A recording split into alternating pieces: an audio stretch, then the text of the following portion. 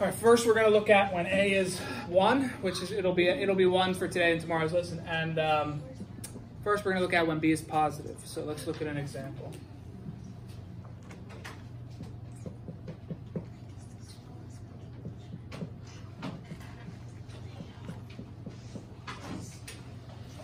All right, so our goal is to factor this. Now, what is the purpose of factoring a quadratic polynomial? In this case, a quadratic trinomial. The purpose is so we can eventually solve. So soon we're going to be setting this equal to something, and then we're going to need to find out what x is. All right, we don't know how to do this yet. We'll learn this later. In order to do this, we need to be able to factor this.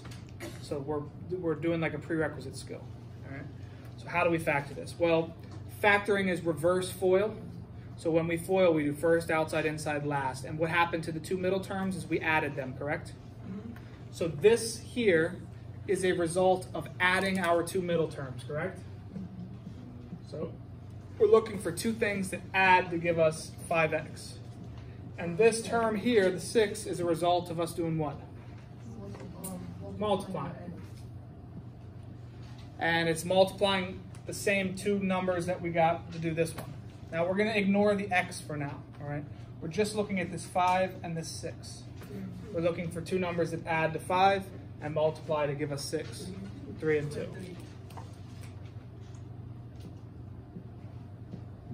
So 3 plus 2 is 5, 3 times 2 is 6. So once we have these two numbers, and it fits both of these, we can write it as a factor of binomials. And we have x plus 3 and x plus 2, and that's it. Now the order is not important. It could be x plus 2 times x plus 3, doesn't matter.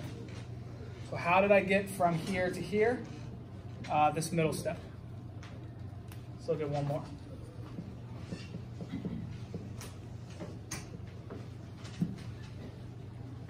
Can the camera see over here this far? Yes? Oh.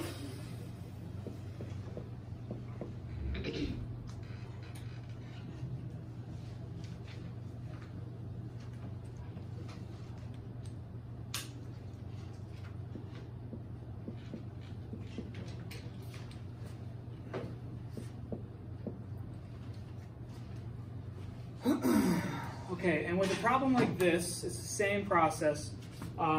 The numbers are just more difficult to figure out, right? Who said it? Someone said it. Ola, 10 and 12, right.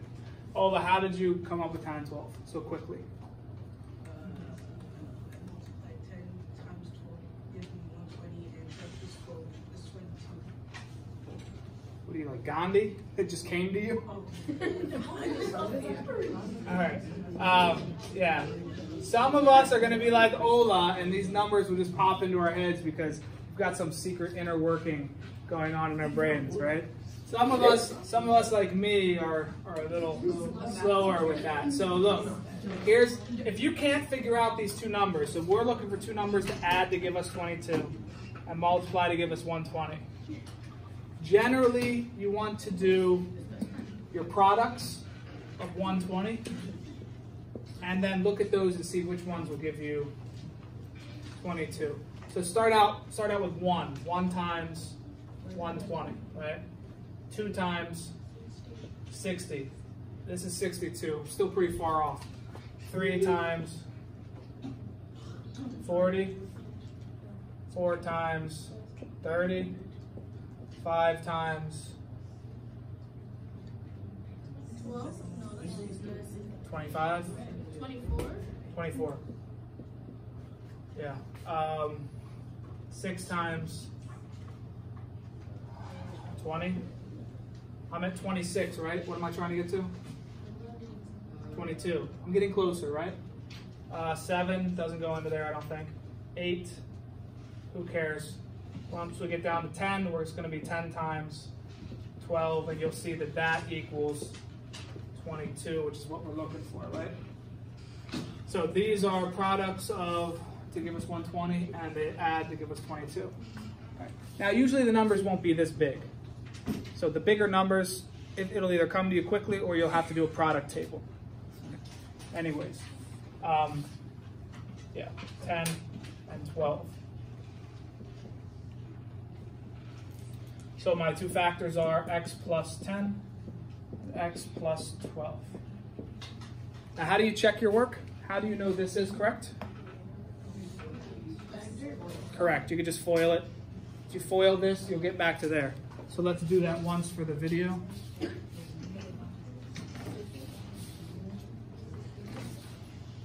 Oh, I used to have a blue marker. That's gone. Where you at, blue marker? That's where it went. First mod stole my marker.